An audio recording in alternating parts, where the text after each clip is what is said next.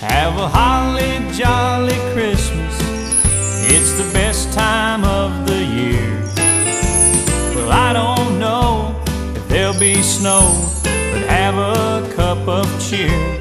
1, 2, 3, nu.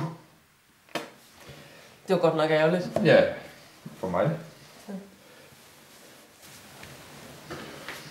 Ja, men velkommen til Oles og Trines julestue. I dag skal vi videre rundt om juletræet til den næste gave, som jo er din julegave til Villy Søvndal, min partiformand. Det er rigtigt. Og jeg er meget spændt. Ja, men jeg har en gave til ham. Den er bare så stor, den ikke kan være indendøre. Sådan er jeg. Så vi skal tur udfor og kigge på den her gave. Okay, nu. Ja, lad os det.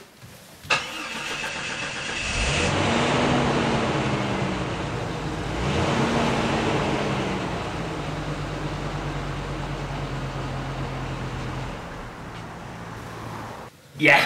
Det var sørme en fin bil. Ja, og pointen med det er jo, at Villy Søvndal, han havde jo engang en Rover, men som den politisk korrekte partiformand han er, blev han nødt til at skifte den ud med en Fiat Panda.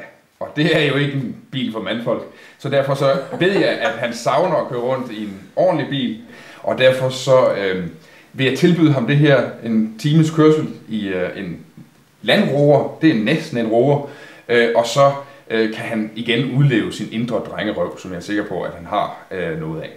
Jeg er sikker på, at der også er en drengerøv gemt et sted inde i Villy, men pointen er jo, at ens politiske handlinger skal følge ens politiske ord, og det er vel det, som Villys bilskift er et udtryk for, nemlig at hvis man går og taler om, at man skal gøre noget ved klimaforandringerne, hvis man skal gøre noget ved CO2-udslippet, hvis man skal gøre noget ved forureningen, så er man også nødt til at handle derefter, og så kan det ikke nytte noget at køre rundt i en benzinslugende bil. Nej, det er rigtigt nok, men jeg tænkte også, at det så, altså det at køre rundt i bilen, det skulle så følges op af, at han simpelthen skiftede sine holdninger ud.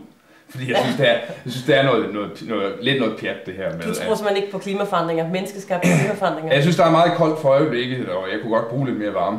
I hvert fald så er jeg ikke et øjeblik så bare for din egen skyld? Jeg er ikke et øjeblik i tvivl om, at menneskeheden er så opfindsom og så ressourcestærk og så videre, og at vi bliver endnu mere opfindsomme og endnu mere ressourcestærke, at vi kan håndtere de klimaforandringer, der kommer. Det kræver jo, at vi begynder at håndtere klimaforandringerne. For problemet lige nu er, at vi har konstateret, at de er der. Nu er der efterhånden en rimelig konsensus om, at mennesket har et ansvar for de klimaforandringer, der er skabt. Det koster for verdens fattigste. Der bliver skabt flere flygtninge. Der sker oversvømmelser. Folk må fordrives fra forskellige dele af de lande, de bor i. Det tror jeg så ikke på. Men vi bliver nødt til at stoppe for i dag, Trine. Inden du snakker et øre af. Det var nok for i dag. Vi ses i morgen. Hej. Oh, by golly, have a holly jolly Christmas this year.